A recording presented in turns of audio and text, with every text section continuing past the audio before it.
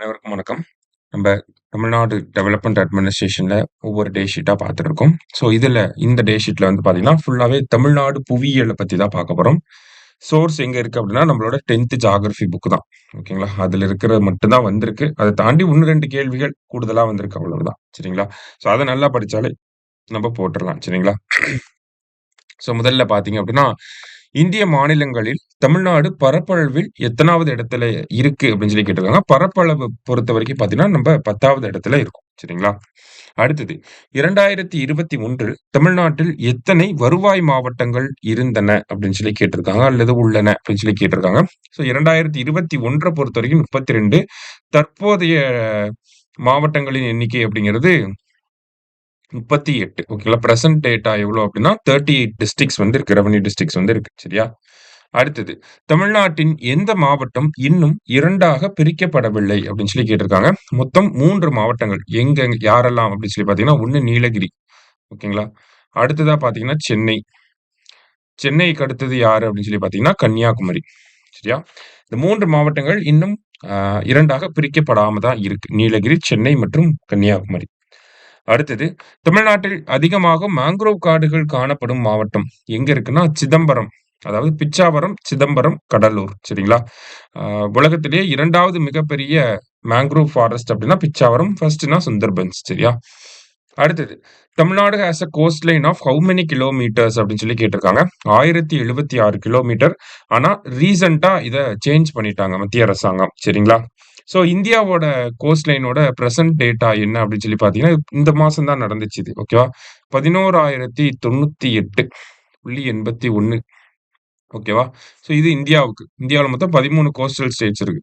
இதே தமிழ்நாடோட cost line வந்து பார்த்தீங்கன்னா, நமக்கு 1068.69 சேஞ்ச் பண்ணியிருக்காங்க. சரியா? 1068.69. ஓகேவா? இது லேட்டஸ்ட் டேட்டா. கண்டிப்பா நோட் பண்ணி வச்சுக்கோங்க. சரியா? அடுத்தது விழுப்புரம். விழுப்புரத்துல செஞ்சி மலை இருக்கு. பெரம்பலூர்ல பார்த்தீங்கன்னா, பச்சை மலை. பெரம்பலூர், திருச்சி மாவட்டங்கள்ல. கன்னியாகுமரியில மருந்துவாழ் மலை. திருநெல்வேலியில பார்த்தீங்கன்னா, மகேந்திரகிரி மலை. இஸ்ரோவோட ப்ரொபல்ஷன் சென்டர் இங்க தான் இருக்கு. மகேந்திரகிரியில தான் இஸ்ரோ ப்ரொபல்ஷன் சென்டர் அப்படிங்கிறது இருக்கு. அங்க தான் அந்த ராக்கெட் இன்ஜின்கள் எல்லாம் டெஸ்ட் பண்ணுவாங்க. சரியா?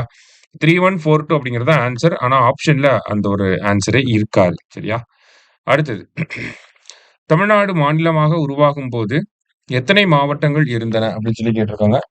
ஸோ தமிழ்நாட்டுல மொத்தம் எத்தனை மாவட்டங்கள் இருந்துச்சு அப்படின்னா 13 மாவட்டங்கள் வந்து இருந்துச்சு. அடுத்தது தமிழ்நாட்டில் எத்தனை ஈரநிலங்கள் உள்ளன அப்படின்னு சொல்லி கேட்டிருக்காங்க. 24,684. ஓகேங்களா? வெட்லேண்ட்ஸ் வந்து 24,684. தமிழ்நாடு வெட்லேண்ட் மிஷன் இருக்கு இல்லையா? ஸோ அவங்க கூட பார்த்தீங்கன்னா 100 வெட்லேண்ட்ஸ் வந்து மேப்பிங் பண்ணணும் அப்படிங்கிறத டார்கெட்டா வச்சிருக்காங்க. சரியா? ஸோ தமிழ்நாட்டுல மொத்தம் எவ்வளவு வெட்லேண்ட்ஸ் இருக்குன்னா 24,684 அப்படிங்கிறது அக்யூரேட்டான டேட்டா. சரியா? அடுத்தது 2019ஆம் ஆண்டில் தமிழ்நாட்டில் உருவாக்கப்பட்ட புதிய மாவட்டங்கள், புதிய 5 மாவட்டங்கள். என்னென்ன மாவட்டங்கள் உருவாக்கப்பட்டுச்சு அப்படின்னா, ஆ திருப்பத்தூர், ராணிப்பேட்டை, கள்ளக்குறிச்சி, செங்கல்பட்டு மற்றும் தென்காசி. சரிங்களா? திருப்பத்தூர், ராணிப்பேட்டை, கள்ளக்குறிச்சி, செங்கல்பட்டு மற்றும் தென்காசி மாவட்டங்கள் 2019ஆம் ஆண்டு ஆ பிரிக்கப்பட்டிருக்கு. அடுத்தது செங்கல்பட்டு மாவட்டத்தை சென்னையின் நுழைவாயில் என்று ஏன் அழைக்கலாம் அப்படின்னு சொல்லி கேட்டிருக்காங்க. சென்னையோட நுழைவாயில் ஏன் சொல்றோம்னா, தென் மாவட்டங்களிலிருந்து தலைநகருக்கு செல்லும் நுழைவாயிலாக இருக்கிறனால தான் அத நம்ம சென்னையின் நுழைவாயில் கேட்வே ஆஃப் சென்னை அப்படின்னு சொல்லி சொல்றோம். எல்லாமே செங்கல்பட்ட தாண்டி தான் போகணும். சவுத்துல இருந்து போனா. ஓகேங்களா? அடுத்தது தமிழ்நாட்டில் உருவாகும்போது எத்தனை மாவட்டங்கள் இருந்தன? இப்பதான் பார்த்தோம். 13 மாவட்டங்கள் இருந்துச்சு. இப்ப 38 மாவட்டங்கள் இருக்கு. இதுல சென்னை, நீலகிரி மற்றும் கன்னியாகுமரிய பிரிக்காத மாவட்டங்களாக இருக்கு. சரிங்களா? அடுத்தது காலநிலை. தமிழ்நாட்டில் அதிகமான மழைப்பொழிவு பெறும் காலம் என்ன காலம் அப்படின்னா, north east monsoon. So October to December. அடுத்தது தமிழ்நாடு மாநிலமானது எத்தனை வேளாண் காலநிலைகளை கொண்ட துணை மண்டலங்களாக பிரிக்கப்படுது? ஆக்ரோ கிளைமேட்டிக் ஜோன்ஸ் எவ்வளோ அப்படின்னு சொல்லி கேட்டிருக்காங்க. 7 ஆக்ரோ கிளைமேட்டிக் ஜோன்ஸ் வந்து இருக்கு. தமிழ்நாட்டின் கிழக்கு பகுதிகளுக்கு அதிக அளவிலான மழைப்பொழிவினை கொடுக்கும் காற்றுகள் எவை அப்படின்னு சொல்லி கேட்டிருக்காங்க. கிழக்கு பகுதிகள் அப்படின்னு பாக்குறப்ப நார்த் ஈஸ்ட் டிரை விண்ட்ஸ் அப்படின்னு சொல்லுவோம். வடகிழக்கு வறண்ட காற்றுகள். அடுத்ததா பாத்தீங்கன்னா தமிழ்நாட்டில் நீர்நிலைகள் நிரம்ப முழுமையாக மழையை சார்ந்துள்ளது. கரெக்ட் தான். நீர்நிலைகள் நிரம்பணும் அப்படின்னா, இது மான்சூன் கரெக்ட்டா இருந்தா தான் அதெல்லாம் நடக்கும். சரிங்களா? தமிழ்நாட்டின் பருவகால மழை பெய்யாமையால் தண்ணீர் பஞ்சம் மற்றும் கடுமையான வறட்சி நிலவுகின்றது அப்படின்னு சொல்லி கேட்டிருக்காங்க. பருவமழை இல்லன்னா கடுமையான வளர்ச்சி இருக்க தான் செய்யும். கரெக்ட் தான். ஓகேங்களா? ஸோ மழை பெஞ்சா தான் நமக்கு நீர்நிலைகள் நிரம்பும். அப்பதான் வளர்ச்சி இல்ல ஐ மீன் வறட்சி இல்லாம இருக்கும். அப்ப both are correct and R explains A அப்படிங்கிறது தான் நமக்கு கரெக்ட் ஆன்சர். சரிங்களா? அடுத்தது. புலம்பெயர் பதிவில் புலம்பெயர்ந்தோர் பதிவில் முன்னிலை வகிக்கும் மாவட்டம் என்ன? மேக்ஸிமம் நம்பர் ஆஃப் எமிகிரன்ட்ஸ் யார் அதிகமா எந்த சிட்டிய நோக்கி வராங்க அப்படின்னு பார்த்தோம்னா, எல்லாருமே சென்னைய நோக்கி தான் போறோம். எதுக்கு எடுத்தாலும் சென்னை தான் இல்லையா? அரசாங்கமும் டெவலப்மென்ட்ட சென்னைய நோக்கி தான் வச்சிருக்காங்க. இப்ப தான் டியர் 2, டியர் 3 சிட்டீஸ் எல்லாம் டெவலப் பண்ண ஆரம்பிச்சிருக்காங்க. அடுத்தது. North east monsoon is a major source of water in Tamil Nadu. Correct தான். North east south west monsoon அப்படிங்கிறது ஒரு சில மாவட்டங்களுக்கு மட்டும் தான். ஆனா நார்த் ஈஸ்ட் மான்சூன் தான் அதிகப்படியான மாவட்டங்களுக்கு மழை பொழிவ தருது. The north east monsoon period in Tamil Nadu is September to November அப்படின்னு சொல்லி குடுத்திருக்காங்க. ஆக்சுவலி இது தப்பு. நவம்பர் டூ டிசம்பர் தான். நவம்பர், டிசம்பர் தான் நார்த் ஈஸ்ட் மான்சூன் வெள்ளம்லாம் அப்பதான் வரும். சரிங்களா? So A is correct, R is incorrect. அடுத்தது. ஆறுகள் சார்ந்த கேள்விகள். தமிழ்நாட்டில் எந்த வகையான நீர்நிலை உப்புத்தன்மை கொண்ட பிரச்சனையாக கொண்டுள்ளது? சலைனிட்டி அதிகமா எங்க இருக்குன்னா, தமிழ்நாட்டுல கிரவுண்ட் வாட்டர்ல தான் இருக்கு. ஓகேங்களா? நிலத்தடி நீர்ல அதிகமான உப்புத்தன்மை அப்படிங்கிறது இருக்கு. தமிழ்நாட்டில் வற்றாத ஜீவநதி என்று அழைக்கப்படும் ஆறு எது? ஓகேங்களா? Perennial river, only perennial river எது அப்படின்னு சொல்லி பார்த்தீங்கன்னா, தாமிரபரணி. சரியா? அடுத்தது. தமிழ்நாடு நீர்வள ஆதார பாதுகாப்பு மற்றும் நீர் மேலாண்மை இயக்கம் தொடங்கப்பட்டதன் நோக்கம் என்ன அப்படின்னு சொல்லி பார்த்தீங்கன்னா, நமக்கு தொடர்ச்சியா ஒரு 2 வருஷங்களுக்கு வந்து மழை பொழிவே இல்லாம இருந்திருக்கும். ஓகேங்களா? நமக்கு எடப்பாடி அவர்கள் முதலமைச்சராக இருந்த அந்த காலகட்டத்தில. சோ அப்ப கொண்டு வரப்பட்ட ஒரு திட்டம் தான். Utilising the scarce water resources for maximum benefit. ஓகேங்களா? கொஞ்சமா இருக்கக்கூடிய அந்த நீர் வளங்கள மக்களுடைய பெருமளவு பயன் நன்மைக்காக கொண்டு வரப்பட்ட ஒரு திட்டம் தான் இது. அடுத்தது. நடந்தாய் வாழி காவேரி. இந்த நடந்தாய் வாழி காவேரி அப்படிங்கிறது காவேரி நதிய கிளீன் பண்றதுக்காக கொண்டு வந்திருப்பாங்க. இந்த நடந்தாய் வாழி காவேரி அப்படிங்கிறது 2 கட்டங்களாக இருக்கு. ஓகேவா? 2 ஃபேஸா. மேட்டூர்லேருந்து திருச்சி வரைக்கும், திருச்சியிலிருந்து பூம்புகார் ஐ மீன் அந்த புகார் வரைக்கும் கொண்டு போறாங்க. சரியா? மேட்டூர் டூ திருச்சி, திருச்சி டூ புகார். அது மட்டும் இல்லாம இந்த நடந்தாய் வாழி காவேரி அப்படிங்கிற இந்த வாக்கியம் வந்து சிலப்பதிகாரத்துல இருக்கு. ஓகேங்களா? சிலப்பதிகாரத்துல சொல்லப்பட்டிருக்கும். ஓகேவா? அடுத்தது. Sacred river of south India. தென்னிந்தியாவின் புனிதமான நதி எதுனா நம்ம காவேரி தான். அடுத்தது. காவேரி நதியானது தனக்குத்தானே ஸ்ரீரங்கம் என்னும் இடத்தில் கொள்ளிரான் மற்றும் காவேரியாக 2 கால்வாய் நதிகளாக பிரிகிறது. ஸ்ரீரங்கத்துல தான் 2ஆ பிரியுது. அதனால தான் Srirangam is an island. Koomapatti ஒரு ஐலேண்ட்ன்னு சொல்றாங்க இல்லையா? அந்த மாதிரி. ஸ்ரீரங்கமும் ஒரு ஐலேண்ட் மாரி தான் இருக்கும். அடுத்தது. தாமிரபரணி என்பது அகஸ்தியர் கூடத்தில் பொதிகை மலை உச்சியில் மேற்கு தொடர்ச்சி மலையில் உருவாகும் ஒரு வற்றாத நதி. ஓகேங்களா? தாமிரபரணினா பொதிகை மலையில உருவாகுதுன்றது நமக்கு படிச்சிருப்போம். அடுத்தது. காவிரியுடன் தொடர்பில்லாத கிளை நதி. காவிரிக்கு உண்டான கிளை நதிகள் ஏகப்பட்டது இருக்கு. உதாரணத்துக்கு ஹாரங்கி, ஹேமாவதி, சிம்சா, அர்க்கவதி, லக்ஷ்மண தீர்த்தா, கபானி, சுவர்ண நதி, அடுத்தது பவானி, நொய்யல், அமராவதி போன்ற இவ்வளவு இருக்கு காவேரிக்கு கிளை நதிகளாக. ஆனா அதுல வராத ஒரு என்ன அப்படின்னு பார்த்தீங்கன்னா, கோலார் அப்படிங்கிறது வராது. சரியா? அடுத்தது. தமிழ்நாட்டில் உள்ள ஆற்றுப்படுகைகளின் எண்ணிக்கை 17. சரியா? ஆக்ரோ கிளைமேட்டிக் ஜோன்னா 7, ரிவர் பேசின்ஸ்னா 17 இருக்கு. அடுத்தது. தவறாக இணைக்கப்பட்டுள்ளதை கேட்டிருக்கிறாங்க. சரியா? காவிரின்னா துணை நதி அமராவதி, தாமிரபரணினா பாம்பாறு, வைகைக்கு மஞ்சளாறு அத அப்படியே மாத்தி குடுத்துருக்காங்க இது 2ம். சரியா? சோ தவறானது கேட்டிருக்காங்க. அப்ப 3 அண்ட் 4 அப்படிங்கிறது தான் தவறாக இருக்கு. அடுத்தது. நீர்வீழ்ச்சிகள். பின்வருவனவற்றுள் குறிப்பிடப்படும் மாவட்டம் மற்றும் நீர்வீழ்ச்சிகள். அதாவது தர்மபுரியில ஒகேனக்கல் இருக்கு. நாமக்கல்ல ஆகாய கங்கை. தேனியில பார்த்தீங்கன்னா கும்பக்கரை மற்றும் சுருளி. கோயம்புத்தூர்ல சிறுவாணி, கோவை குற்றாலம், வைதேகி போன்ற நீர்வீழ்ச்சிகள்லாம் இருக்கு. ஆனா எக்ஸாம்ல ஐ மீன் டிஎன்பிஎஸ்சி அவங்க ஆன்சர்ல தேனி, கும்பக்கரை அப்படிங்கிறது தவறுன்னு சொல்லி குடுத்துருக்காங்க. ஆனா தேனி ஸ்கூல் புக் படி பார்த்தோம்னா 10th ஜியோகிராஃபி புக் எடுத்து பார்த்தோம்னா, தேனியில வந்து பார்த்தீங்கன்னா கும்பக்கரை, சுருளி இதெல்லாமே இருக்கு. சரியா? அடுத்தது. வட்டப்பாறை நீர்வீழ்ச்சி அமைந்துள்ள மாவட்டம் கன்னியாகுமரி. வட்டப்பாறை, திருப்பரப்பு, காளிகேசம், உலக்கை இது எல்லாமே கன்னியாகுமரியில தான் இருக்கு. அடுத்தது. கீழே கொடுக்கப்பட்டுள்ளவைகளில் தமிழ்நாட்டில் அமைந்திராத நீர்வீழ்ச்சி எது? தமிழ்நாட்டில் இல்லாதது பாலருவி. பாலருவி கேரளால இருக்கு. தென்காசி வழியா போய்க்கலாம். சரியா? அடுத்தது பின்வருவனவற்றுள் எந்த அருவி பாம்பார் ஆற்றிலிருந்து உருவாகி வருகின்றது அப்படின்னு சொல்லி கேட்டிருக்காங்க. சோ பாம்பார் நதியிலிருந்து வரக்கூடிய ஒரு நீர்வீழ்ச்சி அப்படின்னா அது கும்பக்கரை. சரிங்களா? பாம்பார்ல இருந்து வர்றதுன்னா அது கும்பக்கரை. அடுத்தது சிவசமுத்திரம் அணை எந்த ஆற்றின் குறுக்கே கட்டப்பட்டுள்ளதுன்னா காவேரி. கர்நாடகால இருக்கு இந்த சிவசமுத்திரம் டேம் அப்படிங்கிறது. சரியா? அடுத்தது மேட்டூர் நீர்த்தேக்கம் எவ்வாறு அழைக்கப்படுகிறது அப்படின்னா ஸ்டான்லி ரிசர்வாயர் அப்படின்னு சொல்றாங்க. மேட்டூர் அணை 1924 இதனுடைய கட்டுமான பணிகள் ஆரம்பிச்சிருக்கும். கிட்டத்தட்ட 100 ஆண்டுகள் நிறைவு பெற்று இருக்கு. சரியா? அடுத்தது சென்னையின் 5வது நீர்த்தேக்கம் பூண்டி, சோழவரம், அந்த செம்பரம்பாக்கம் அதெல்லாம் தாண்டி அடுத்ததா பாத்தீங்கன்னா புழல் அதெல்லாம் தாண்டி இப்ப திருவள்ளூர்ல ஒரு நீர்த்தேக்கத்தை கொண்டு வர போறாங்க அரசாங்கம். சரியா? அடுத்தது கொடிவேரி அணை எந்த நதியின் குறுக்கே கட்டப்பட்டுள்ளது அப்படின்னு சொல்லி கேட்டிருக்காங்க. கொடிவேரி அப்படின்னா பவானி நதி குறுக்கே கட்டப்பட்டிருக்கு. கொடிவேரி ஒரு ஃபேமஸ் டூரிஸ்ட் சைட். சரிங்களா? அடுத்தது கரிகால சோழன் காவிரியின் குறுக்கே கட்டிய அணையின் பெயர் என்னன்னா கல்லணையை வந்து கரிகால சோழன் வந்து கட்டியிருப்பாரு காவேரியின் குறுக்கே. அடுத்தது 1895ஆம் ஆண்டு கட்டப்பட்ட முல்லை பெரியார் அணையின் தலைமை பொறியாளர் யார்? சீஃப் இன்ஜினியர் யார் அப்படின்னு பாத்தீங்கன்னா ஜான் பென்னிக்விக். சரிங்களா? கர்னல் பென்னிக்விக் அப்படின்னு சொல்லி சொல்லுவாங்க. அடுத்தது வேளாண்மை சார்ந்த கேள்விகள். சோ வேளாண்மை சார்ந்த கேள்விகள் ஒவ்வொரு வருஷத்துலயும் பாத்தீங்கன்னா எவ்வளவு ஃபுட் கிரெயின் ப்ரொடக்ஷன் இருந்துச்சு அந்த மாதிரி கேட்டிருப்பாங்க. எல்லாம் அடிக்கடி செய்தித்தாள்கள்ல வரக்கூடிய ஒரு விஷயம். அதை பொறுத்து கேட்கப்பட்டிருக்க கேள்விகளாக இருக்கு. 2020-21ஆம் ஆண்டு புள்ளி விவரப்படி தமிழ்நாட்டில் உணவுப் பொருட்கள் உற்பத்தியில் முதலிடம் வகிக்கும் மாவட்டம் எது அப்படின்னா தஞ்சாவூர் மாவட்டம். தஞ்சையில தான் உணவுப் உற்பத்தி அதிகமாக இருந்திருக்கு. அடுத்தது வேளாண்மைக்கான பிரத்யேக வரவு செலவு திட்டத்தின் குறிக்கோள்கள் என்ன அப்படின்னு சொல்லி கேட்டிருக்காங்க.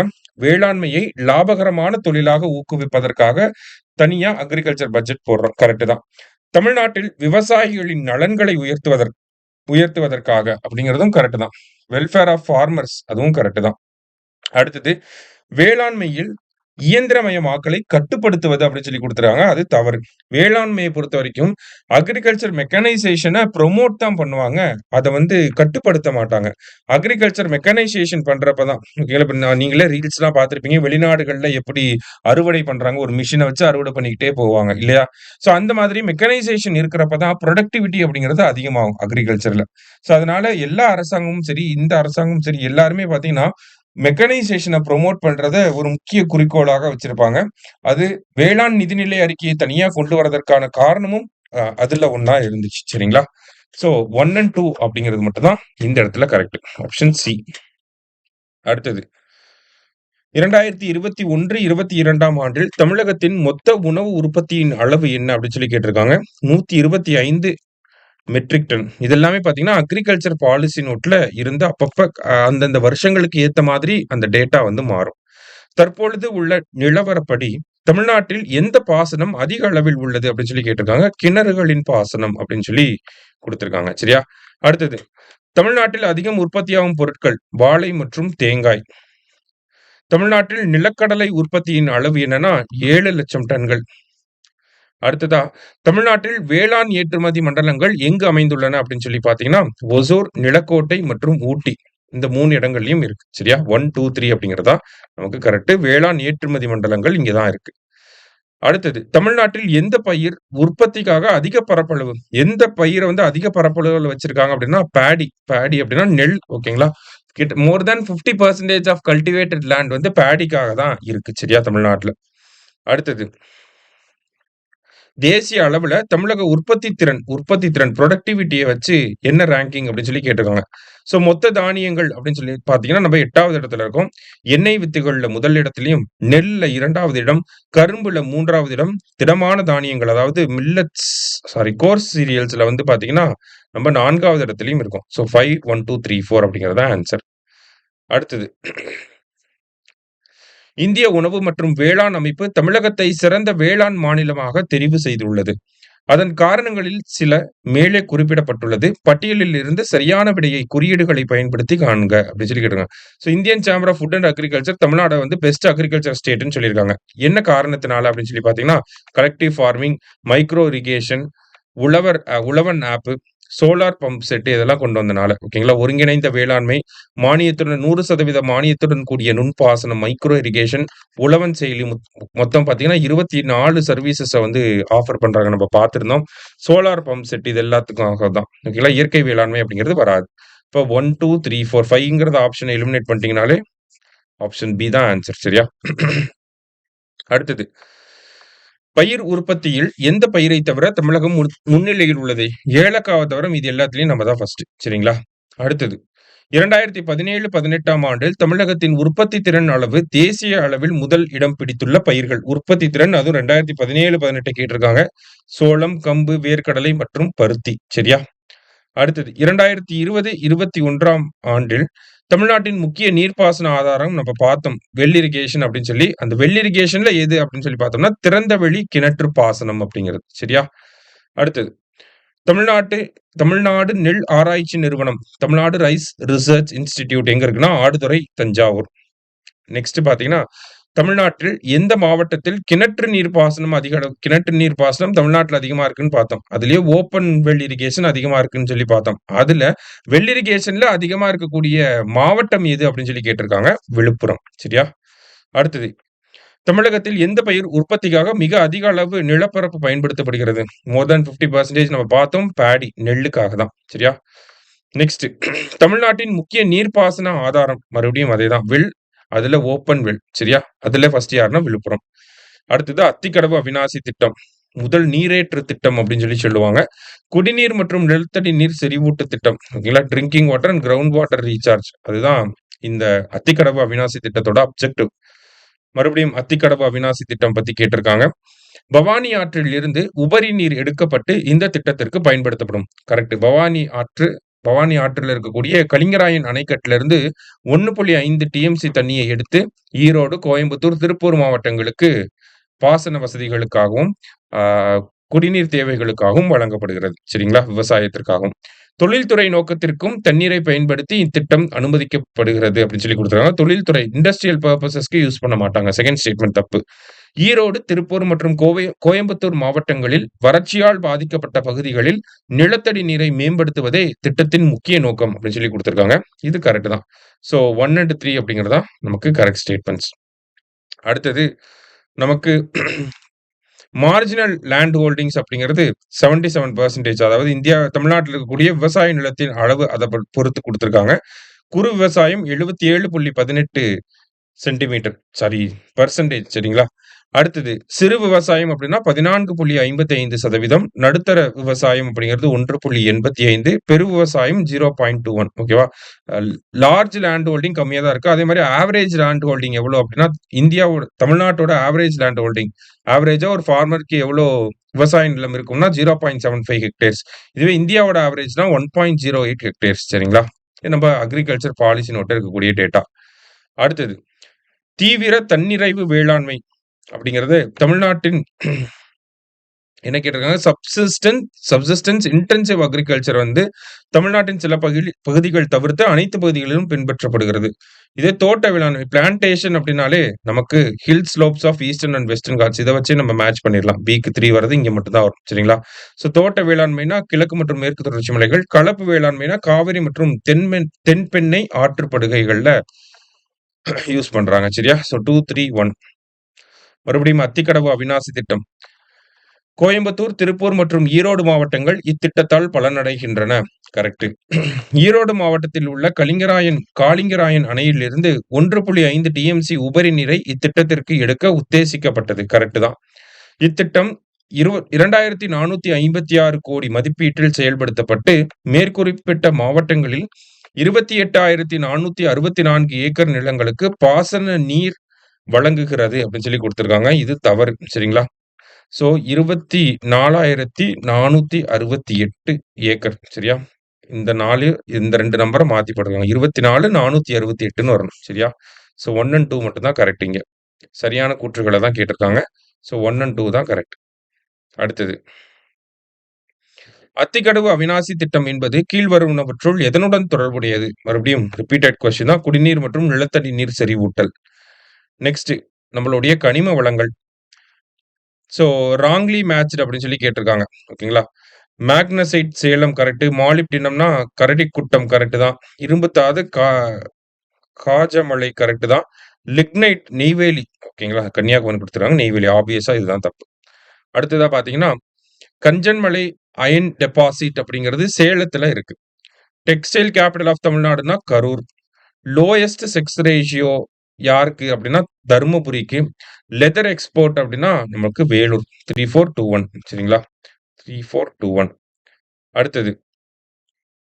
தமிழ்நாட்டில் இரும்பு தாதுக்கள் அதிகம் நிறைந்த சரியான மாவட்டத்தை தேர்ந்தெடுக்கவும். இரும்பு தாதுக்கள் அதிகமா இருக்குன்னா சேலம். அதான் ஸ்டீல் அத்தாரிட்டி ஆஃப் இந்தியா அங்க இருக்கு. அடுத்தது இந்தியாவில் அதிக பழுப்பு நிலக்கரி படிவுகள் உள்ள மாநிலம் தமிழ்நாடு.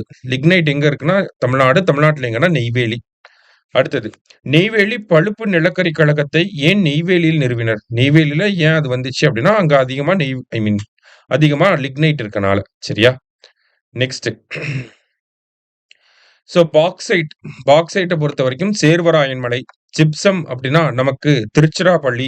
இரும்புனா சேலம். சுண்ணாம்புக்கல்னா கோயம்புத்தூர். சரிங்களா? 2413 அடுத்தது தமிழ்நாட்டின் முக்கிய இயற்கை வளம் மேஜர் நேச்சுரல் ரிசோர்ஸ் மைண்ட் இன் தமிழ்நாடு. ஓகேங்களா? முக்கிய இயற்கை வளம் அதை வந்து எதை தோண்டி எடுக்கிறாங்க மைண்ட் பண்றாங்க அப்படின்னு சொல்லி பார்த்தீங்கன்னா லிக்னைட்டை தான். சரிங்களா? ஸோ அதோட முடிஞ்சுது. ஸோ நமக்கு இந்த கேள்விகள் எல்லாமே பார்த்தீங்கன்னா geography book 10th geography book அதில் இருக்கக்கூடிய டேட்டாஸை நல்லா படிச்சீங்கனாலே போதும். எல்லாமே ஃபேக்சுவல் கொஸ்டின்ஸ் தான். ஓகேவா? ஸோ அப்படியே படிச்சுட்டு அப்படியே வந்து எழுதுற மாதிரி தான் இருக்கும். நன்றி.